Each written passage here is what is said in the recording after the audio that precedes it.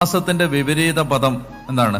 Grammar അനുസരിച്ച് അവിശ്വാസമാണ്. വിശ്വാസത്തിന്റെ വിപരീത പദം അവിശ്വാസമാണ്. പക്ഷെ ബൈബിൾ അനുസരിച്ച് വിശ്വാസത്തിന്റെ വിപരീത പദം ഭയമാണ്. ഭയം. അതുകൊണ്ടാണ് ഈശോ ചോദിക്കുന്നത്, ഈ ഭയവും ഫിയർ ആൻഡ് ഫെയ്ത്ത് ആണ് സുവിശേഷങ്ങൾ കോൺട്രാസ്റ്റ് ചെയ്യുന്നത്. സുവിശേഷങ്ങൾ താരതമ്യപ്പെടുത്തി സംസാരിക്കുന്നത് അല്ലെങ്കിൽ താരതമ്യപ്പെടുത്തി നമ്മളോട് പരിശോധിക്കാൻ ആവശ്യപ്പെടുന്നത് ഭയവും വിശ്വാസവുമാണ്. ഉദാഹരണത്തിന് ഈശോ പറയും, അല്പവിശ്വാസികളെ നിങ്ങൾ ഭയപ്പെട്ടത് എന്തിന്?